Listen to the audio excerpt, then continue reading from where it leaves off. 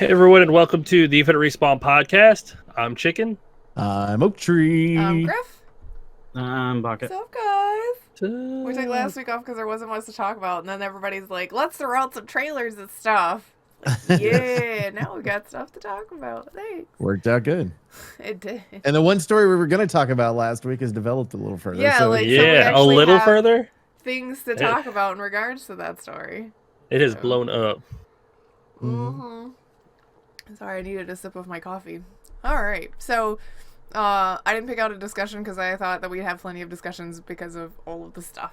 So all of the stuff being 4 articles, but the amount of content within those 4 articles is ridiculous. So I say that we just like jump right into it and start talking about them. Unless anybody has any... Actually, there is one spooky story I wanted to tell about a game that we played. And it was actually... I was going to tell it on last week's show, but then we didn't have a show, so I'm going to tell it now. It is a story of the best timing to be more scary than some of the stuff in the scary game. Because we were playing... It was me and Chicken, and Snitty was with us, and Kat was with us, and we were playing Phasmo. It's like, okay, cool, we're gonna go to the asylum, and of course the haunted room is like super far away from the front door. It's the morgue room that has the dead body in it and everything, and it's whatever, terrifying on its own. The asylum is extra spooky now that they've redone it and everything anyway.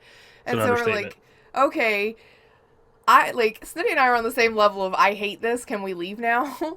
We haven't even really started investigating, like, no evidence or anything yet, and, we're, like, just freaking out, because this room is at the end of a really long hallway that you can't see the end of because it's dark and everything, and, we're like, I think Chicken said we need to try to talk to it on the spirit box. Who wants to talk to it? And I was like, I'm not doing it. And Snitty's like, yeah, no, I'll just wait outside. Because it was an alone ghost, so nobody could be in the room with you. And Kat's like, I'll do it. So we give her the spirit box, and when the spirit box is on, it's just like a white noise static sound. So we hear it turn on, and Chicken's like, I'll wait outside with these two. He comes outside and closes the door, and we're waiting, and we're like, okay, Kat, go ahead. And we're like talking amongst ourselves for a minute, and she hasn't started asking it questions yet. And we're like, Kat, and you hear a thunk. I'm like, Kat, Chicken opened the door, and all that's left is the spirit box and her flashlight, because she had DC'd right when we closed the door. And we didn't know, so all we hear is like the drop of the flashlight without knowing what it is, and then she's just gone. Like the best jump scare. The ghost must have gotten her or something. It was so great. The timing was perfect for a horror game. Like, you couldn't have planned that better. It seemed like a scripted event. It was so good. I wanted to tell it because it was like somebody wrote this into her, like, our real life for the internet to cut out for her right then, or the game to drop out right then, because like we didn't hear her on Discord or anything. She literally disappeared altogether, and like she dropped out of Discord after we had opened the room and found her stuff. So it's like, what happened? What ghost event is this? Oh, it was so great. It shuts down your entire computer. That's the kind. This is like the perfect story for right before Halloween. Could have had better timing all around. So No kidding. I wanted to make sure I told it though. Spooky story, like a campfire story. And then she disappeared. Good stuff. In the asylum. Yeah. Some say that she's still there wandering the halls. Oh yeah, we were trying the nightmare challenge too, as I have learned the mechanics of this. So you have to make the game as absolutely unbelievably hard as possible. Like, okay. no sanity, no evidence. Yeah, you start with 0 sanity. You move super fucking slow. Yeah, like, there's it's no just sprint. awful. Your flashlights Awful. are disabled, so you can't see anything unless you have a candle. It's terrible. It's terrible. So we go in and we start looking for, and it's the whole thing. You can't do it in a small section, so it's the whole entire asylum. map.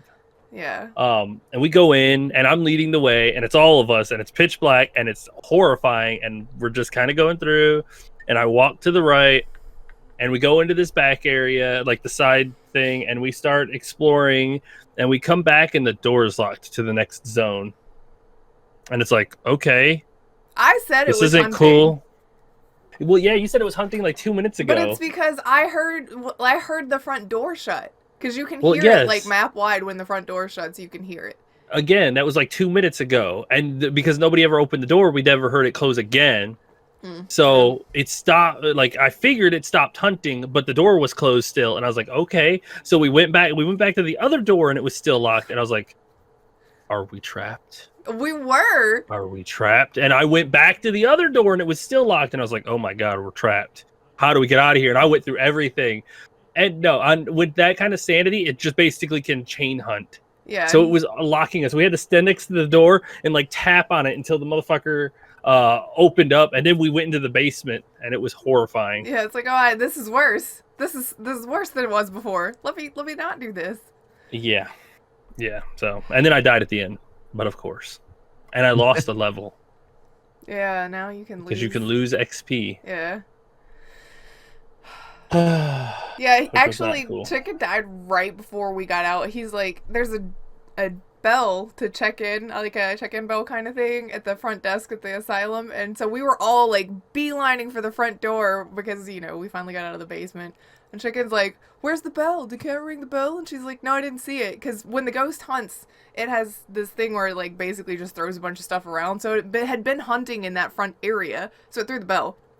Chicken had turned around to see where the bell was, and it started hunting. It's like, why would you turn around? Now you're dead. And he's the only one that died. Everybody else was in the room too. We were, but you were the only one that was like right there on it, I guess. It was either going to be me or one of you three, and why not it be me? I die all the time. I sacrifice myself regularly for the team. All I'm saying is if you hadn't turned around to find the stupid bell, you probably would have lived, and it probably would have been Snitty. Probably, but whatever. Alright. Well, I didn't mean to derail. I was just... Well, scary stories for Halloween. Spooky. Spooky. This will be out like literally a week before Halloween, so there you go. And I'm sure we'll be playing Friday the 13th soon too, because Baka's birthday is coming up soon, and I'm sure he wants to play a little bit of that, so we gotta group it up. We gotta get the people for it though. Oh, I can get the people for it. All we're missing is just one individual, and we'll make that individual make time. Or else I'll send Acrid after him. Okay. Well, does anybody else have any fun stories they wanted to share? Sorry, I didn't mean to cut your opportunities off. No, I mean, we played the Ghost Hunter game, the Midnight Ghost Hunt game, last week. Yeah. All the days are running together. I know. We missed a show, and it's like, how long ago was that? Last week when I got back, because y'all played it the week before while I was out of town.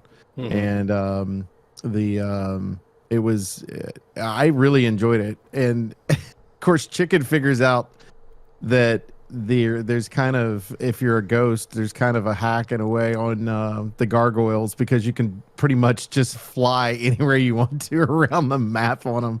They're a little OP. They're very OP. That's why the harpoon is important. Yeah. Man, I can't use any of the ghost hunt equipment properly, so just don't mind me. I thought it was fun though, because it would just be you know, the fact that you could just like toss random things at people, and you know, you can taunt them with your little noise and different stuff like that. I thought it was kind of a cool mechanic that's there, for sure. And I had a good time playing that one, but I don't know whether there was that many great stories out of it other than just laughter and just having fun with it, but still. I know it's good. I know it's good games when I get told I'm being too loud. Oh. Too loud. Worth. So I'll be like, yeah, she'll like, y'all are too loud. And I was like, okay, I know I'm doing well. Because normally I'm down here playing games, but when I play games with y'all, I'm in the bedroom on the laptop, so. Be quiet. Oh my god. I'm sorry, I just got hit in the face with a bathtub. It's hurting at the left that. We didn't get to play on that factory map though. You're gonna have to take him to the doll factory one of these days. I know. At some point. Put that on our list. I enjoyed the museum though, because there's a lot of stuff to jump through. Yeah, there is. So I enjoyed that one in the school. The school we've been on so much, I think I like the other ones better just for time spent on it, kind of. Well, I'd only done it the one time, so Yeah. I enjoyed it though because I think we were searching for Snitty, and Snitty was toying with us the whole time. Yeah. And they go, "Yeah, totally, right there. That's where you need to go." Stop or get too close, and he's like across the map. Yeah. Oh, there were a couple of times because I do the doppelganger one. At one point, I just like become one of them, and I'll run past them. I was like, "Hey, how you doing?" And they just like don't connect that. Oak runs past you, and then you go and run into Oak, and you're like, "Wait a second, didn't you just go by? Oh, what the fuck?" As I disappear into the night. I just do it to mess with them too. Like I don't do it to hide or get away. Just sometimes I copy them and then I'll run up. I think at one point I ran up to Snitty as Snitty, and he's just like, "Why is that me? Oh shit, that's." That's not supposed to be there. Oh, so good, so good. Too funny. Yeah. You want to talk about new stuff? Sure. I mean, it's also fun. Well, some of it's fun. This one's not so much. Let's talk about Microsoft and Sony and Call of Duty. Because this that's ongoing all we can talk about. this ongoing fight that Sony is so upset about The Activision losing Blizzard Call of Duty merger. to Microsoft. Yeah. So apparently Microsoft says that Sony and Activision have a deal specifically to keep Call of Duty off of Game Pass. Specifically to keep it off of Game Pass. Let's see what the actual wording is. Yeah, I was gonna say, is there an actual like what it says thing? It's a marketing deal. Sony's current Call of Duty marketing deal restricts Activision big budget shooter series from appearing in Xbox Game Pass, Microsoft has claimed. The detail comes in Xbox's full response to last week's filing by the UK's Competition and Markets Authority, in which the regulator raised its current concerns regarding Microsoft's ongoing takeover attempt of Activision Blizzard. Sony's existing market deal with Call of Duty sees the PlayStation branding used in conjunction with advertising, which ironically, I literally just saw a commercial for the new Call of Duty, and it was only Sony. It was basically now on PlayStation. So always, like, if you think about it now, you only see Sony commercials for Call of Duty. Yep. While players on the Sony platforms get early access to in-game content, which again is very common. So I'm pretty sure that's what Sony is super afraid of losing when Microsoft gets a hold of Activision Blizzard, because I think it's kind of gonna happen. I don't think there's gonna be enough fight from Sony to stop it. No, I don't think there is either. Because I mean, Sony's bought enough stuff up that they can't really argue too much without being looked at themselves. Mm-hmm. And it does come off as, well, we're currently the second largest of the group when it comes to the amount of library we have, and how much revenue we get off of it, and then you're going to turn around and we're going to be mad because this other group is going to get more than we do. It just seems like I don't want to be second, I don't want to be third to them or fourth to them, whatever. So I don't know. I think overall it's going to go through, and I'm interested to see how long this contract is. Yeah, because it's just been over the last 5 to 6 years that Sony's kind of taken over that contract, because it used to be on Microsoft too. Like you would see a first view of the new game on Microsoft's at E3, and then all of a sudden that disappeared and it came to where it was on Sony's, and it's just very interesting to see how this ends up. This brings to light an interesting question, because we've talked about Epic Games having so much power over developers and whatnot. Like when they invest into a developer, they're like, okay, we'll give you money, but we're exclusive. We're a timed exclusive now. And I get that. That's like an investment thing, and then it's like, we got you. You're chained to us. You're gonna listen to us now. And then it's like, what does Sony have? Like, how big of a deal was it that Sony could make this deal with Activision Blizzard to get their exclusive? Like, and it's not even technically an exclusive. It's just a lot of special marketing practices that they get. It's like timed exclusive stuff mostly. It's still going to be Yeah. on other consoles. It's just timed exclusivity plus the marketing side of things. Because you're right, you Well, don't see, you know, Call of Duty on Xbox now. You see Call of Duty on PlayStation now, and I guess you're just left to assume that it might be everywhere else. I feel like Activision, like the Call of Duty group, we'll call them the Call of Duty clan right now, just because I like the alliteration that goes along with that. But the Call of Duty clan and then your Sony fanboys have the same energy to me. Like, am I wrong? Like, they kind of have that same energy. So you think maybe that's the reason that the original was set up, because they're like, hey, We're the same. This is we're our the fan same, base. and so we're just gonna. This is how we're gonna play. This is where we're gonna, put all of our eggs in this one basket, basically. And it has sold a lot of Sonys. A lot of PlayStation stuff has been sold that way.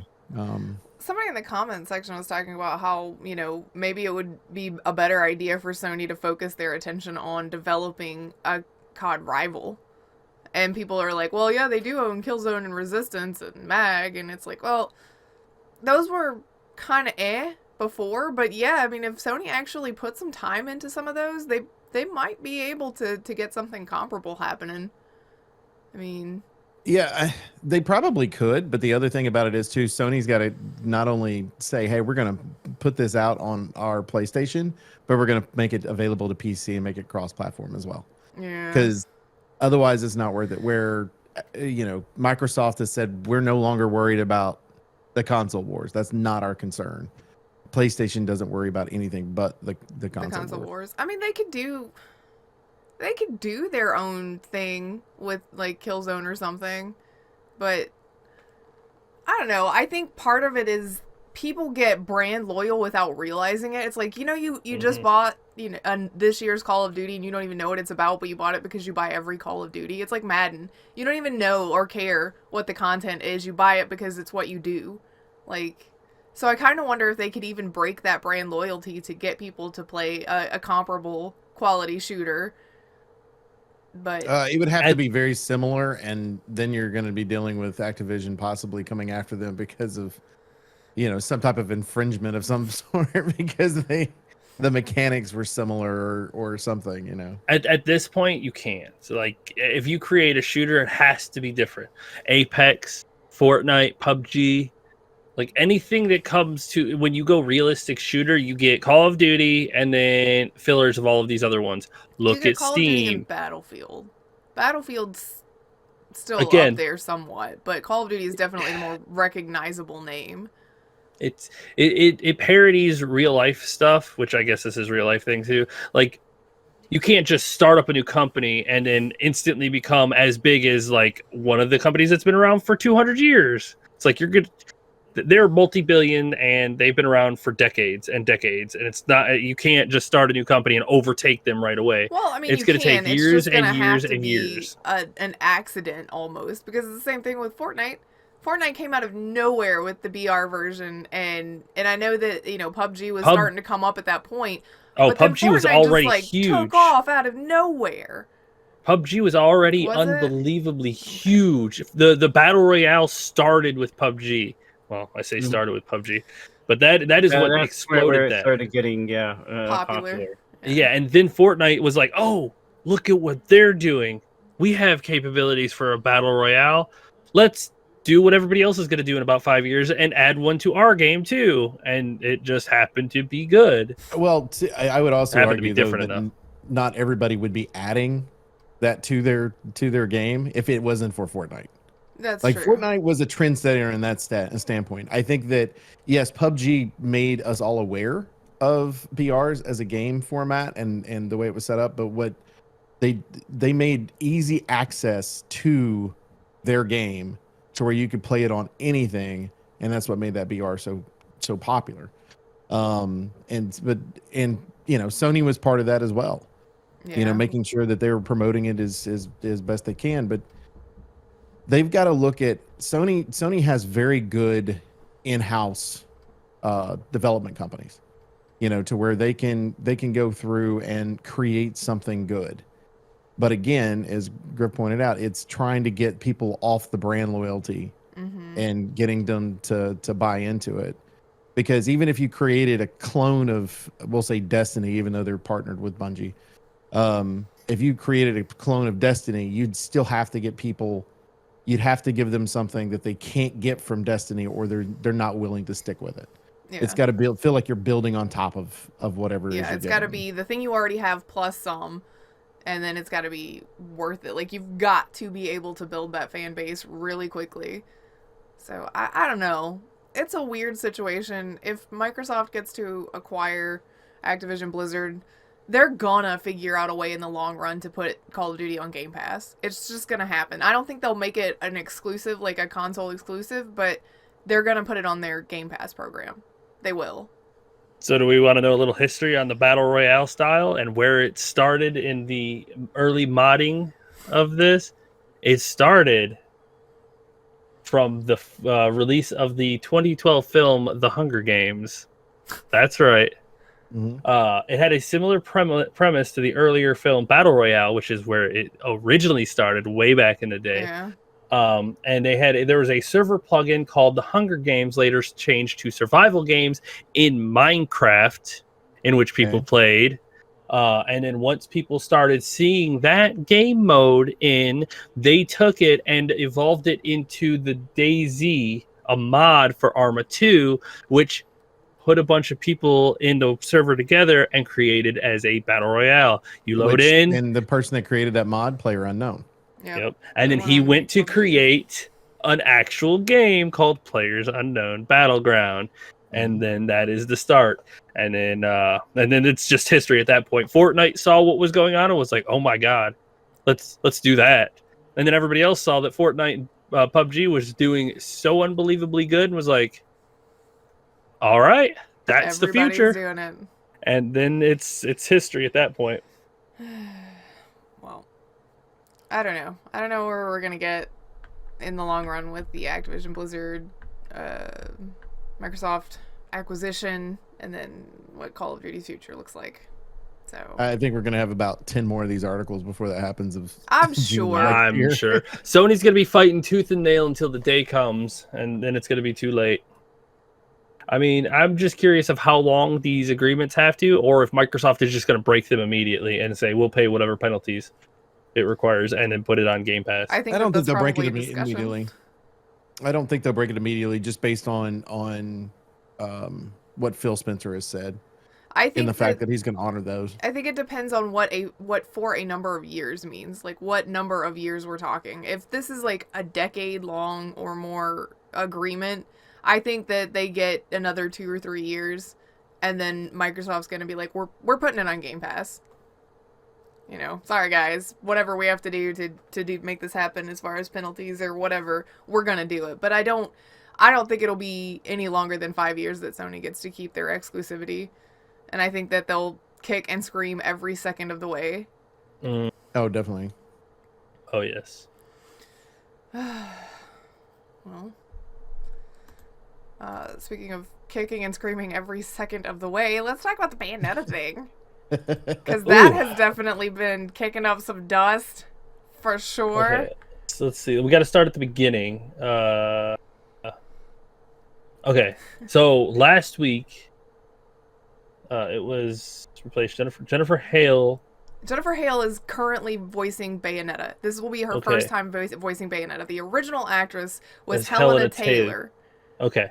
So Helena Taylor made a post on Twitter first saying, man, you're going to go to the public. You better make sure your shit's right, or else. You better have receipts or people are going to dig up the receipts, whether they serve you or not. So she made a video about how she got replaced because she was only offered $4,000 to reprise her role as Bayonetta, and it was insulting. That she claimed that she basically owned because she created it, but she's just the voice actress. So let me clear that up for you. Just the voice actor. She definitely gave life to the character. Yeah, I'm not saying that you should dismiss voice acting. It is a huge thing, but because you are the voice of a character that somebody else wrote and owns does not mean that you created that character. That is a bold claim to make, and you should probably back yourself up a little. Let's say there's 10 animators that are working on Bayonetta by themselves, not including all the people that have to figure out how to make her do the certain things when the buttons work and all that type of stuff. Mhm. So let's say you've got at minimum 30 people that have created Bayonetta, but you own her. Okay. You know what I mean? Like, Yeah. So these are some bold claims. I basically made this character and they're only wanting to pay me $4,000 and I can't believe the injustice of this and all of this. And at first you're like, oh wow, is that true? They only offered her $4K to do a whole game? No. Let's back up here. They offered her $4,000 a session. Well, let's give our homeboy Jason Schreier, which I don't name drop many people, which when he comes in with the receipts, because every time something big like that comes up, he's like, I'm doing it. We're going in. And he gets his sources and he digs in because he wants to know. And if I'm gonna have faith in a reporter, it's gonna be him, because that dude just that's what he likes to build, his faith. It's like, all right, I believe what you're coming up with here is the facts behind the scenes. And as Griff was saying, that one of the other things that was a real big mistake for her is, one, you mentioned a number. So that's something that a journalist like Jason's going to go, I wonder if I can prove that, because she said a specific thing. Then the other side of it is she tried to drag Jennifer Hale, who is a very prolific voice actress. I guarantee if you've played multiple games, more than like 2, you've played a Jennifer Hale game. She has a lot of clout in the industry. She has a lot of integrity. She is one of the most, within the industry itself, beloved voice actresses. And there's no way that she would poach a role like this without doing some due diligence to find out why the original voice actress wasn't reprising it. So the second that lady decided to drag her, the rest of the voice acting community is like, bitch, please, let me step in for a second. So they all, started digging up stuff. Everybody started digging up stuff. And yeah, the number that she was talking about, $4,000 per session. Voice actors typically, your standard voice acting gig, get $250 to $500 a session. So they paid her, royalty on this. And she was like, nah, not good enough. I was going to make $20K in a week for doing 4 to 5 sessions. Nah, I'm going to drag the game and try to get it boycotted so that people hate it and don't play it because I didn't get to come back and do everything I wanted. She also wanted royalties and a bunch of other stuff, and it's like, no. So she, from what it was said, she asked for 6 figures. So at minimum, $100,000 to reprise the role. That's a fucking lot of money for a voice role, because she was offered 4 times the union standard. Yeah. For that kind of voice recording, and she wanted royalties out of the game. It's like, woo. I mean, I personally, if that is true, I do not blame Platinum Games going, no, we're not giving you $100,000 in royalties to the game. Yeah, I mean, royalties is something that voice actors have been asking for a while, because they do get that, kind of smaller amount. You're getting $250 to $500 a session, depending on what all you're doing. But some of the games that you make are selling hand over fist so much that you probably should get some royalties from that. But she's asking for that on top of an astronomical fee just to voice it. Yeah, that for 5 days of work. You're being a little greedy here, lady. Calm down. Especially somebody who this sounds extra mean, but especially somebody who doesn't have a whole lot of other roles to her credit. You're trying to make more than a lot of prolific voice actors make that have voiced things for the past 15 years and have a catalog of 30,000 things. So maybe do some research and figure out what else the industry standard kind of is before you start being crazy about it. The other thing about it was too, when the original post came out, before we got all this, the rest of this came to light, it came off as somebody that was upset that she had to audition for a job that she felt she already had. Yeah. And, she was upset about that, and then continued to get more upset because of the price that they gave her, which if it had been true about the original $4,000 that they offered her for the week, based on the industry standard, it was still pretty good. Yeah. So,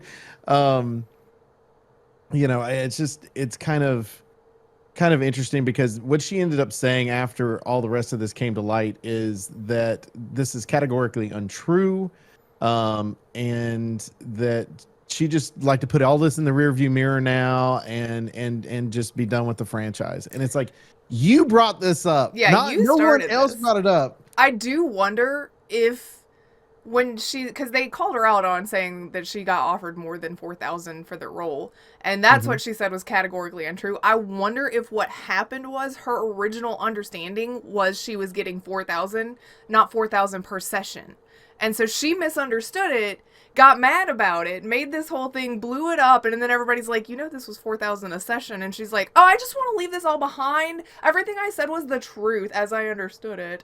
So let's just, walk away from, because she realized she was wrong. She can't, like, you can't backpedal on it. You're like, oh, that was my bad. I'm sorry. I misunderstood. No, there's no backpedaling out of that. Like, you dug your grave and realized that you didn't have to get in it, and it's like, well, it's here. I better get in it. Well, I feel like, I mean, I get that she is not a big time actress, but it is one of those where she should still have some type of representative. Yeah. That, at the role that she's at, she should have some type of rep that would have gone, this is 4,000 per session. You know what I mean? Yeah. Like somebody should have told her that this was the case. Well, I mean, part of the article mentions her negotiating party, so she did have people negotiating on her behalf, but they were negotiating for the six-figure fund number. Like, I kind of wonder if the negotiating party is part to blame here. Were they trying to swing for the moon to get more money for themselves and then misrepresented it to her, so she's saying what she believes is the truth because that's what was told to her, but they were misrepresenting it so that they could make kickback off of it? Because if so, you want to find out who that party is to never work with them. Right? I would avoid that negotiating party altogether because they're asking for 6 figures, and that's a bit extreme regardless. I mean, unless you're, we can name a few that are going to make that money, but not a lot. You're going to get Troy up to that money. But even then, it's going to have to be a part that no one can part him from. Yeah. Right? I don't even know money-wise if he would make that amount. Like, 6 figures is quite a bit. I guess it depends on whether or not he's also doing the mocap and how long it's going to take to make this project. Because she was getting offered the 4K per session for 4 to 5 sessions is what they were looking at. So she was just doing the voice work, no mocap, 4 to 5 sessions. And those voice sessions are 4 hours long. Because that is the industry limit. Yeah, you cannot exceed 4 hours. So she's not even working, a 40-hour week, essentially, which is what most of us would look at as a full-time. And she's saying that's not enough money for her. It's like, But again, I go back to, even if it was a 4,000 a week, let's say 4,000 a week, and you're working 4 hours a day for, let's say, 4 days, because I don't know what the industry limit is. I just know it's the 4 hours per day. Yeah. But let's say that we'll get that, then you're dealing 16 hours and making $1,000, well, $4,000 total. That's still a shit ton of money. Yeah. For a minimum amount of work, and it's because of your talent that you're able to do that. Yeah. So I mean, I don't know. There's something weird on the back end of this, especially for her to be so married to the idea of only getting 4,000. Like, there's something going on. There was a misconception, a miscommunication, some misrepresentation. Something happened here because there's just no way that you are losing your little marbles because they were going to offer you 4,000 total for the role. But even then, like, I mean, I wish I got $4,000 for 16 hours of work. No shit. No kidding. Well, because I mean, if she was working 4 hours and she was getting $500 an hour, she'd be making $2,000 a day. So I mean, they're doubling what you're making. 500 a day. 500. I guess if you're making 500 a session, then you would make 2,000 in the week if you're doing 4 sessions. That's below industry standards, because it's industry standard is $250 an hour. $250 an hour. $250 to for $500. 4 hours. Yeah, $250. Well, that's why I said the standard. The minimum is $250. I don't do well with math, so this is probably a me issue. So $1,000 for a full 4-hour session. So $1,000 a day. Again, 4,000 a week. Yeah, so 4,000 she was getting offered the minimum. But they didn't offer her the minimum. They offered her, it was $4,000 a day. session, So it was yeah. $1,000 an 4 hour. times the Yeah. Exactly. They offered her 4 times The industry the minimum. standard. Yeah, so she was like offered well. There And- had to have been a misunderstanding somewhere, and that's Oh, giving yeah. her a lot of credit because there's people have been digging up stuff from her personal life too, where it's like, she may not be the greatest person ever anyway to start with, but yeah. Don't Yeah. dox people like that though. Like this th- is they're a not totally they're different- not digging up like her home address. They're digging up tweets. So those Oh. are in the public purview already, and she's Yeah. had some not so great takes. So I just want to make sure it wasn't like no, know, don't get crazy. Nobody's like looking in for when ninth she goes to grade school she or said something. this in somebody's yearbook that she wrote. You know? No, it's all It Twitter was related. it was a few years ago. She said some Not great things. not modern cultured things in today's standards. Yeah. So, We'll go with that. but I So mean, in modern day, she has a not so modern view, is what you're saying. There you go. Okay. You'd be surprised on who is actually like that these days. well, but yeah, I guess it is what it is. Jennifer Hale is the new Bayonetta, and good for her. She's a great person anyway. So, sorry, lady who went nutty. I mean, that's really the politest way to say it. Yeah, pretty much. All right. So, All right. you guys want to talk about the fun stuff from this week? Since the news, it's still news, but this is the more fun side of the news. Yes, this is the fun shit. March 24th, I will be streaming every day that week. What is that day? Hold on, let's look real quick. It's either a Tuesday or Friday. It has to be. That's usually. I don't the day care. release. 24th you will be? March 24th. That is a Friday. Hell yeah! So I'm going to Yeah, stream so all Tuesday, weekend. There you go. That weekend, I'll be streaming all weekend. Oh. Okay. He's I don't making know. plans already for months Yeah. down the line. Hell yeah. That weekend. Fuck yeah. I mean, come on. It was the Capcom showcase, the Resident Evil showcase, sorry. And they showed off some more of the Resident Evil 8 DLC, which looks pretty good. The third person mode for RE8. They showed off Resident Evil Reverse, which has been delayed for I don't know, forever. I don't even They like keep trying to make fetch happen. I own it and I still don't own it yet. Like it's like, hey, you got this when you bought Resident Evil 8. Cool. When do I get it? Someday in the future. Just keep looking for whenever it appears in your Steam library. Okay, that'll work. But yeah, whatever. I'll play it when it comes out. I'm not super waiting for it. But the main part of the showcase, which everybody has been waiting for, is the Resident Evil 4 remake. And oh my god, when you think they couldn't take a perfect game and make it more perfecter, that's right. You got to make it more perfecter. You gotta destroy grammar to get that good. Oh yes, like they broke the ceiling on what is considered good and made it great. And I mean, Resident Evil 4 was one of the best games that changed survival horror for that era in 2005. And Resident Evil 2 remake did the same thing. Like, it was incredible, and the remake was extraordinary. And then Resident Evil 3, they just hate Resident Evil 3. Like, the people who designed it were just like, let's destroy this game. And then Capcom was like, we're not doing that again. Let's go back to that first company that made Resident Evil 2 remake. And they have been... They're giving us the same demo they did like 15 years ago. 16, 10, 15, 16, 17 years ago. Because it's the whole first act area where you start it and you go to the end of the village part, which is the exact same thing. I played it at Funkoland on the GameCube. I was like, oh, what's this game? And it was Leon standing there after the house, waiting to go up the path. I was like, oh, what's this game? And I just started playing it and I was like, well, I'm in love. This is like the greatest thing created since what is created that was good. This might now. They redesigned the entire beginning house, which is even better. They added stealth mechanics-ish. You can crouch, which is not something. You can move and shoot. They took a lot of things that they changed in RE2 and changed it to RE4. So you can move and shoot. they added a lot more horror elements. Like the opening house in the original is you go into the house, you turn the corner, Ganado attacks you, Ooga Booga, you run up the stairs and jump out the window. Oh no, cool. This one, you go into the house and there's nobody there, and you go down the stairs into the basement looking for the cops because they went missing. Normally, when you go back to check on them in the original, the car is pushed down into the ravine, and the bridge is broken, and the cops are missing. And you go to find them, and you hear static on the radio, and you find his dead body, sliced up and decapitated.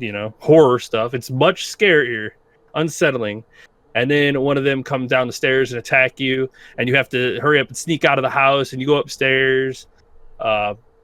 And they break into the house, and Leon jumps out the window, just like the original. Some parts are very consistent, and he runs off into the forest and whatnot, and he shows up at the village. And the village plays out exactly the same. Apparently, he's got his one-liners too, which are so important to his character. You gotta keep him so important.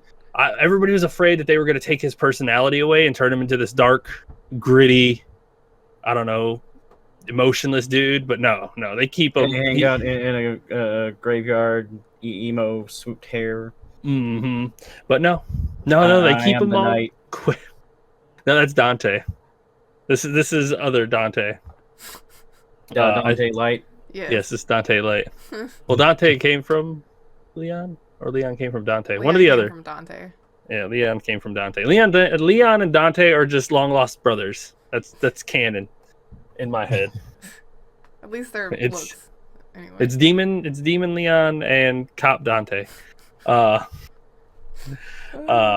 they got the action buttons where you can stun people and kick them. You can you set a cow on fire, which I feel bad for the cow.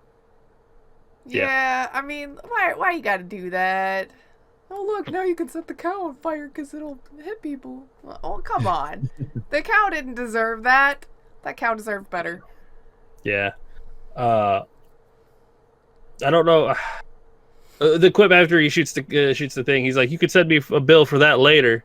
It's like, ha ha ha. It's like, oh yeah, Leon with his little one quips. Also, after the town event is over, he still has this famous one-liner that is even in the commercials too back in the day, where everybody disappears and he's like, "Where'd everybody go? Bingo?" His cheesy one-lines. But they made the Dr. Salvador, which is the chainsaw guy, fucking horrifying. Like his little bag over his face with his eyes that look like his skin has been peeled off of his face is very gross. And he can change the environment with his chainsaw too. Like he can break down your route so you can't keep circling anymore. The AI changes how they attack you based on how you play, which is super neat. And in the original game, it was kind of leaned towards Leon being an expert knifesman. Like being very good, very skilled at hand-to-hand combat. Yeah. But they didn't have the technology at the time to emphasize that, but they have changed that in this one. You have knife parries, you have knife executes too. Like he'll, instead of just like leaning down and slashing somebody until they die, which everybody knows. Pretty hilarious. Everybody knows it too. It's like you pull out the knife and you go slash, slash, slash, slash. All right, he's dead. Cool. Move on. No. You can actually execute them. Okay, the most ridiculous part in the trailer is that when the chainsaw guy goes to kill you, in the original, it's a one-shot kill. He gets you, cuts off your head, GG, that's it. Yeah, start over. If you hit the action prompt when he does that, you could actually block his chainsaw with your mega knife. And like, it's still gotta be somewhat campy, okay? And that's the camp. I mean, it's perfect though. Like he can block it with the knife and then knock it away. Which is kind of neat. Like, I mean, I don't know what that knife is made out of, but whatever. It is what it is, I guess. But all the mechanics and the changes that they look like they are doing are nothing but improvements into the game, while also keeping the soul of the game proper in it. Leon looks and acts just like his badass, cocky self. The gameplay looks like it's good. The environments look so good. And I know anybody who's played Resident Evil 4 knows the tower in the first village area. And they would go up there and they would hide and they would throw Molotovs up there and whatnot. In this one, Dr. Salvador actually can damage the tower to get you out of it. So no hiding up there now. You couldn't So I was really like, hide okay. up there too well to start with because they just throw things at you until you could, Until you couldn't get down live. or you die. Until your health was depleted. Yes.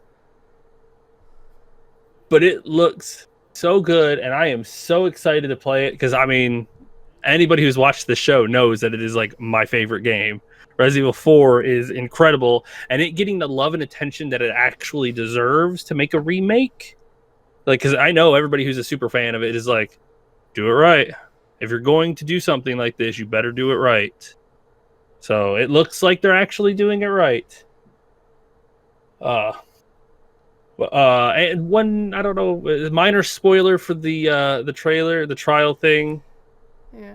They're giving you a chance to mute in case you don't want to watch it. In the original game, you get to, which I think is a red herring. In the original game, there's a wolf stuck in a trap, and you could save it. And he runs off into the fields, and yay, he's happy and whatnot, and you feel good because you saved the puppy. And he comes back later to help you with a boss fight, and it's like, oh, cool. Hey, there's that dog. It's that meme where it's like, hey, it's the dog up there. But in this one, the dog is already dead and decayed. Aww. No. Which I think is a red herring. They're trying to trick people into thinking that the dog is actually dead. When they play through the actual game, it's still going to be there.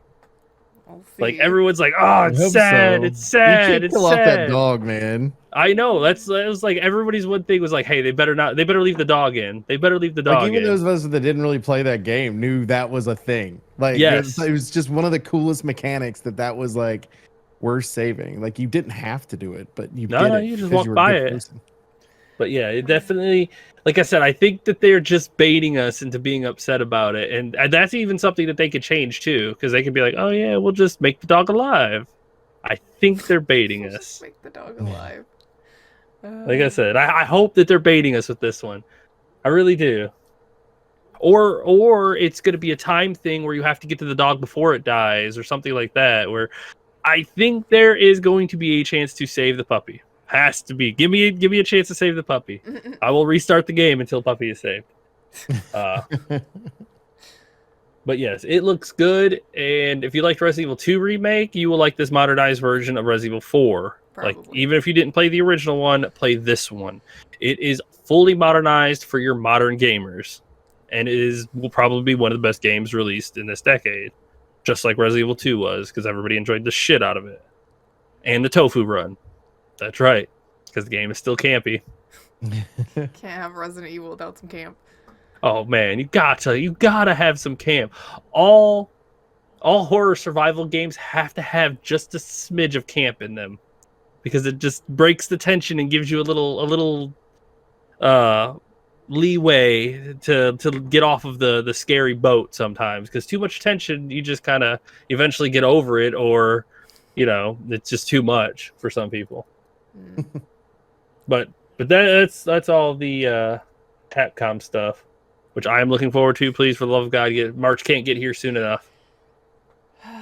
Well, in addition to that, as far as scary anxiety games go, so Capcom's got this stuff, and everybody expects more Resident Evil, and at this point, we've all just hung up our coats for Silent Hill. We're like, whatever, that franchise is dead and never coming back. Man, they're like, you want some Silent Hill? Here's a Silent Hill 2 remake. Here's a teaser for this other game that we're working on that's a Silent Hill. Here's another Silent Hill thing. Here's another... Oh, okay, you want some Silent Hill? Also another movie. Oh my god. I don't know how Ollie put together such an extravagant, mock-up for this and convinced all of these people that this is real, but I'm pretty sure he did, because it can't really be real. That's just way too much. And there's not one single pachinko machine, so obviously it's not real. True. Since that's all that Konami knows how to do these days. But if it was, then we can go ahead and talk about Silent Hill 2 remake. It looks like it's getting the same kind of treatment that they did with when they decided to do the Resident Evil remakes, which is let's let's take what we had and brush it up some and make it all pretty for the new stuff, and hopefully change some of those tank controls. I'm sure they will. Oh yeah, like me and Griff talked about this too. Like if they wanted to revitalize this, pick the best story and just bring it back out to the world. Which they did. I mean, Silent Hill 2 is the best received critically and fan-wise as far as the franchise goes. So, a good jumping in place. Of course, it's the same thing. Like, I think Resident Evil had a little bit of this, especially with Resident Evil 4, is these games are looked at as the pinnacle of this franchise or this genre, and how dare you change anything, and oh no, it looks different because it's new and shiny and I can't have that and it's not the same. And like, we're watching trailers here, you guys. Can you calm down for 5 seconds? It's not going to destroy the original version of the game. If you're still playing Silent Hill 2 on your PS2 all of these years later, Sony's not going to show up at your house and take away your PlayStation and tell you can't now that the new one's out. Like, calm down a little bit. So, one of the other arguments is that Bloober Team is the one that's working on this, which they did a Layers of Fear game, I think. Out of the two of them, it was the second one, I think, the less well-received one. Or maybe it wasn't that one. I can't remember. They did Medium, which was kind of middle of the road from what I understand. I did not finish that one because I could not get into it. But I feel like this might be a little easier for them. If they did both Layers of Fear for the record. Did they do? Okay, well, I did like the first one. The first one is super good. Very unsettling, but super good. I haven't played the second one yet. So I've been putting it off because I heard super middle of the road things about it. So it's just kind of fallen off my radar. But I think that, you know, having a template where it's like, this is the beloved game of the franchise. We want you to update this. We don't want you to destroy it. I'm pretty sure it's going to be fine. Although I will say, if they find a better way to put a container of light bulbs in the kitchen area instead of it being, let me find a can opener so I can open this can of light bulbs, I'm fine with that. That's not going to hurt my feelings if you make things make more sense to me. Well, you don't have can light bulbs. You need a can opener to open light bulbs, bro. Can opener or like can of light bulbs. Yeah. So if you've played Silent Hill 2, you know exactly what I'm complaining about. It looks good though. People are complaining about his face doesn't look the same.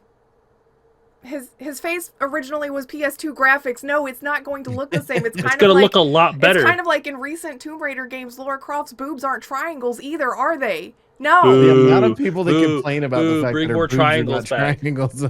Bring more triangles back. Bring the realism back. Yeah. I don't know. Like I'm not gonna. Maybe we need our eyes poked out when we stare at them. I'm not gonna defend Konami because I don't have any faith in them as a company. I will let this happen and see how it is. I'm not gonna say that I'm like super. I am kind of looking forward to it, but I'm not to the point where it's like this is my life now, because it's still Konami and I still have fears about how they want to handle things. But I think it's probably gonna be okay. I think that it sucks that it is a PlayStation exclusive. Although it does say it's going to be on Steam. It's too. On Steam. So I think it's going to be, well, I know, but I think it's going to be a timed exclusive for PlayStation. I don't think so.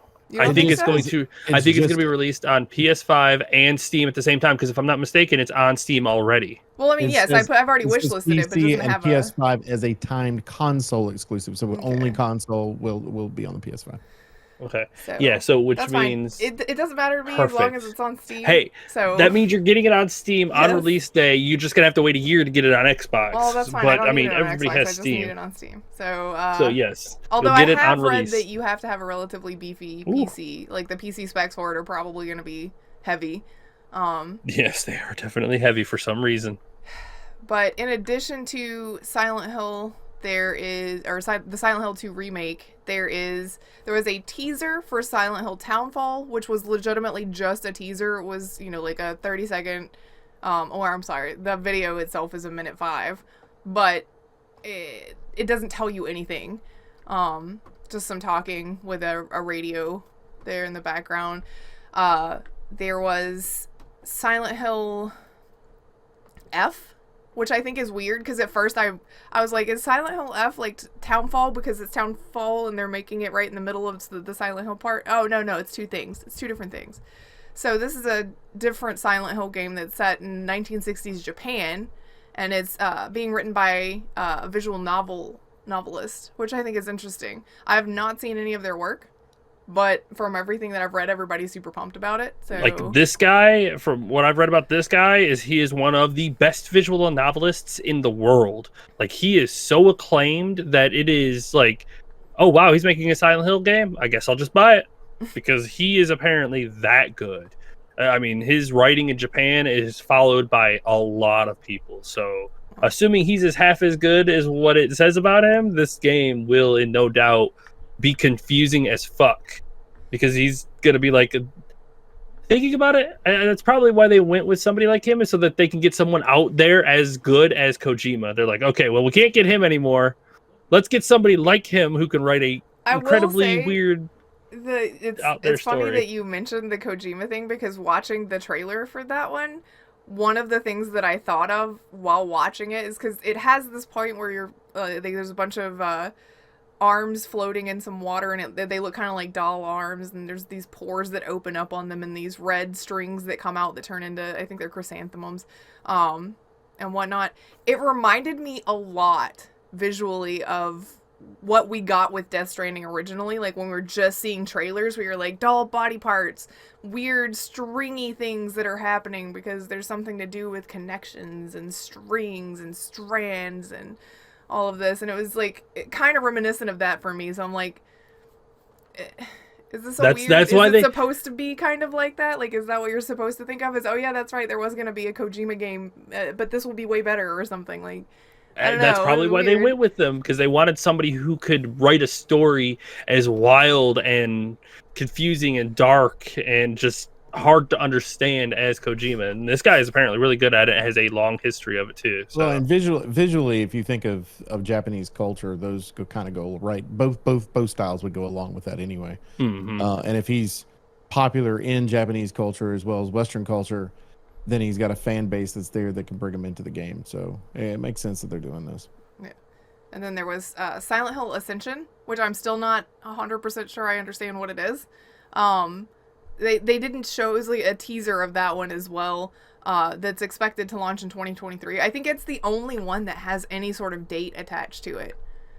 But it sounds like you watch a story unfold with your friends and you can participate here and there. It's a multiplayer kind of thing. I don't really understand it yet. Confusion is part of the Silent Hill universe though, so not surprising. But I don't have many thoughts on that. It's definitely, to me, one of the weaker things that they talked about.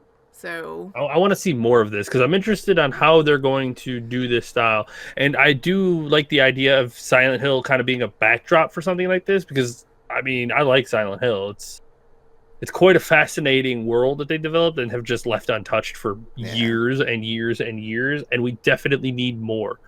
I'm just saying I like living in this era because it is the time of survival horror games to come back. Yeah, there's like a renaissance of the like we've genre. got Callisto Protocol, we got Resident Evil, we've got Dead Space, we've got Silent Hill, like all of these incredible genres or franchises are coming back strong because it's been quiet. Survival horror has been quiet. Wow. Short of, Resident Evil kind of dropping these glimmers of gold here and there, but and then they, drop ones that aren't so great, like Resident Evil 3 remake. Ugh. So, my heart. Don't. That's the first thing I thought of when he said it too. One of the things that I was listening to somebody do a deep dive about the Silent Hill 2 thing earlier today, and that is one of the things that they mentioned is they want the Silent Hill 2 remake to be in the same vein as the Resident Evil 2 one, where you saw Stompy Stomp every once in a while. He wasn't constantly there, but then in 3 they put the nemesis like always in your face, so you saw the bad all the time, and you kind of became kind of numb to the scare of it. And they don't want that to be Pyramid Head, where they start trying to inject him into the game too often, because he's like that, where it's like it's a big scary thing when you see it, and you don't want to because it's bad. But if you just put him in the game all over the place, then he's They just another enemy. They put him on the rails. If you're gonna have an enemy like that, and you want to, like, you can't just always script him. Like that's why in Resident Evil 4 or Resident Evil 2 remake they did it perfectly, because Mr. X is scripted to show up at a specific point, and then he but just that shows up motherfucker is randomly not after that. like no, he's not scripted at all. He will follow you around for the next section of the game and will just be like, "Sup, I'm here." And I'm going to, like, you start making noise, you're going to hear me stomping around for this entire section, and you're going to be very cautious about what you do. And there are parts where he is scripted to show up no matter what. Yeah. But other than that, while you're trying to roam around, he's still roaming around against you. Where in Resident Evil 3, there were no unscripted parts. It was all scripted. He shows up here every time, no matter what. He does this, and then you get away. Yeah. It just makes it Real less fucking lame. effective as a scare tactic, or any sort of like anxiety addition to the game. But having it be more sporadic, it makes it more impactful when they do show up. Mm-hmm. So I hope that the remake goes really well, and I hope that the other games that they've got lined up do decently. The movie that they're talking about, the director he's the director from the first movie. He seems super enthusiastic about this one. That's going to be basically a retelling of Silent Hill 2 in a movie format. So I'm hoping that goes well for them, assuming that it fully gets up off the ground and actually gets made. Filming and casting are in the works, so we got a little while to wait. I'm assuming to see this one by 2025 or 2026, somewhere around there. I'd say 3 to 5 years. Right. Yeah. If they're working on casting now, you're looking at about 4 months out before they would start shooting. Yeah, so. And then with special effects nowadays, they just take a bit. So you'd be right, 2025, 2026. Yeah, that's where I'm kind of feeling where this one's going to be. And I just hope that it's as good as the first one. Because the first Silent Hill movie, if you have not seen it, watch it. It's good. Yeah. Like, that one is super good. Very unsettling and really well written. And then the ones after that were just kind of not nearly as good. Yeah, the quality really dropped off after that first one, but... And this is the guy that made that one, so he's because me and Griff watched the video of him, and he's emanated very animated talking about it. Yeah, like he seems like he's very into the series. Like he's played the game, which is something a lot of directors of movie games or game movies can't say. He's invested into the series. He seems hyped about it, which is good. It's not just like, this is another project for me to work on. Let me tell you why it's going to be amazing. And if I'm not mistaken, to this because, And if I'm not mistaken, he had to go to Konami to convince them to let him make this movie. It's like, hey, let me make this movie. I promise you it will be good. I love this series. Let me do it justice. They're like, fine, get the fuck out of here. Here's your rights. Go make a movie and quit bitching at me. So it's like, oh, okay, good. Let's get another Silent Hill movie, because Silent Hill has the potential to be a good franchise. They just let that shit sit there for a while. Like it's got a good lore and ideology and vision and visuals with it. There's a lot you can do within the context of a Silent Hill universe. It's just getting Konami to let you do it and then doing it properly. So, and if I'm not mistaken, Silent Hill Real Town? No. Oh, it's inspired by a real town. Yeah, it's Centralia, the town that has a coal mine under it that caught fire and is still burning. Still burning to this day. Yep. Can't go there. I think there's one resident in the town, or they might have died. No, everybody's been evacuated now. Well, they evacuated, but there was one resident that didn't leave until their death, and it was they're either still there, or they are staying until their death, and I don't know. I can't remember. I watched the thing on it. There's no roads to it anymore. They completely got rid of it. Yeah, I mean, all the roads are broken and burning, so I mean, it's just but just it there. became a chalk highway too. But people come out there and write down on chalk. Yeah, it's just sitting there on fire still. Mm-hmm. It had 5 residents in 2020. Wow, there are 5 people still living there? And as of 2020, so it's 2 years old. They must be the furthest you can get away from the area that's burning, because it's toxic fumes. It is. Yeah, it does have toxic fumes, but yeah, you could still. I don't think you can move there. These are people that are longstanding residents, so. Yeah, the Postal Service no longer recognizes it. Yeah, and that's been since 2002. Mm-hmm. So 20 years it has been removed. the U.S. Postal Service has removed the town zip code, so it is Yeah. technically an uninhabitable zone. So the people who live there probably have a PO box somewhere that actually exists. Probably. But yeah, I don't know. That's And they're probably like 80 years old, and they're like, "This is my home. I'm never leaving." I'm excited to get more Silent Hill, because we need more of these survival horror universes and these good franchises to come back. I mean, Resident Evil's kind of been here, but it made its big comeback with Resident Evil 7. It'd be nice if this does well and Konami starts actually going through and making all their games again.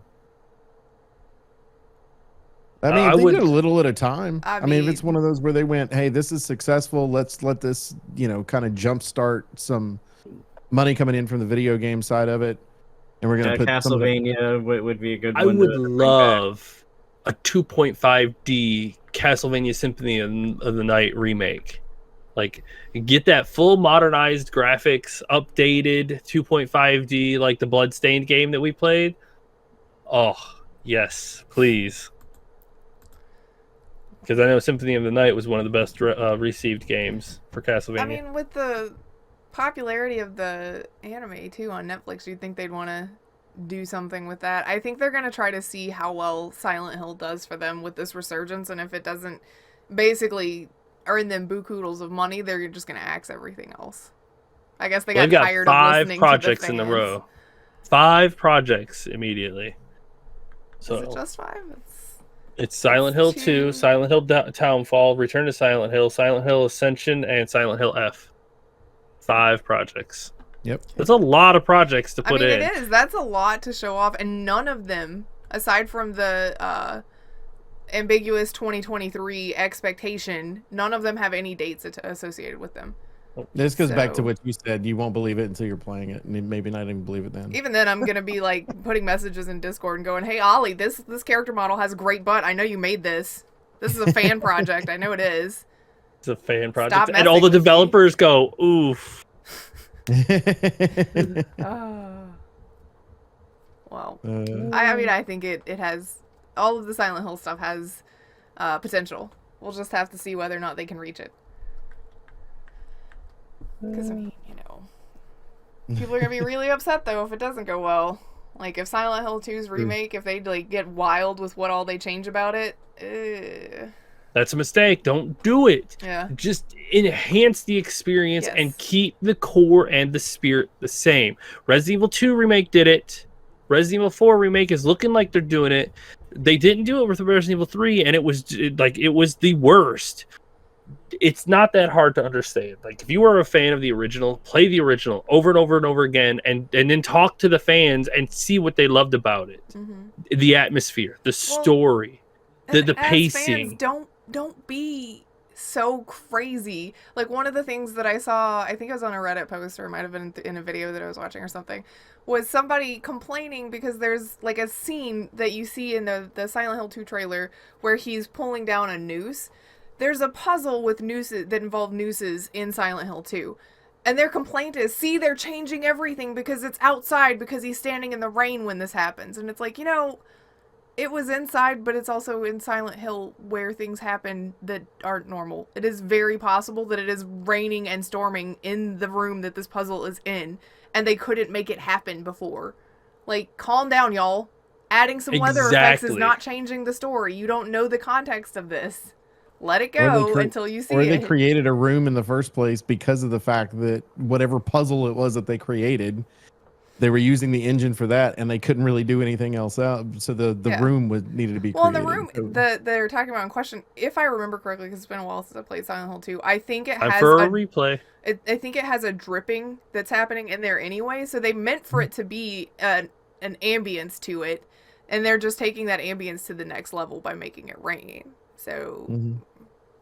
I don't think it's stuff like that is such a minor thing to be mad about when you haven't seen it in the context of the game yet, and it's not like they turned James Sunderland into like some dude that has pink hair and I don't know, got crazy clown makeup on and is doing the puzzles backwards because it's funny. Like, y'all calm down. Calm down. You haven't seen it yet. So, I will be skeptical and leery of it, but I will not hate on it because I don't know everything that they've changed yet. So, we'll see. Now I can complain about it after I played it, though. I reserve that right now. Take your time making these games, okay? Yes. Just take the time that you need and make it right. Do not rush to get it out. That was one of the things that I felt was encouraging about the Silent Hill announcements. Without dates, you aren't telling people, we're rushing to get this done by next month. It'll be in your hands by Christmas. We're going to delay it for 6 months. You'll get it next year or something, you know, like that. Don't put a date on it until you know it's ready.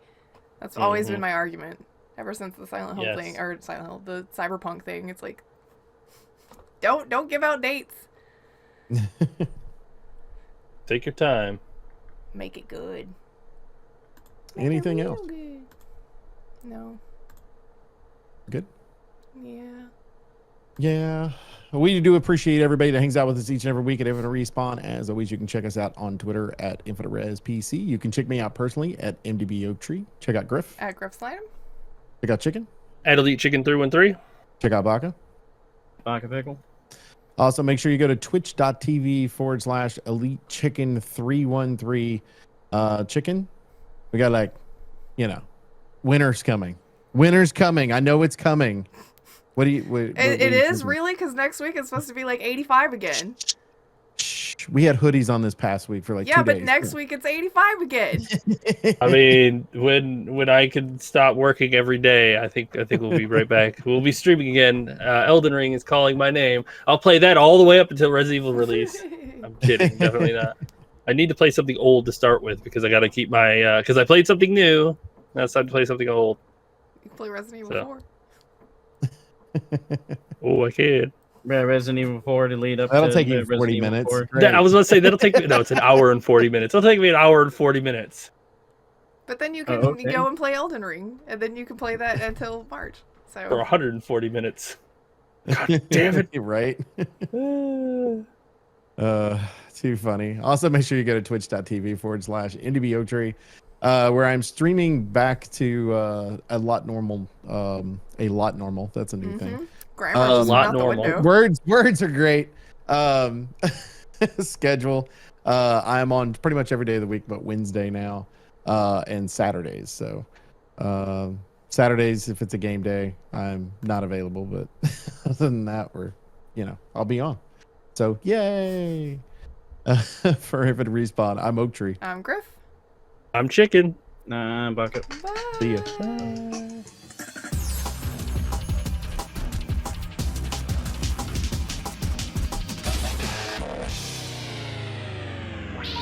Please hang up and try again.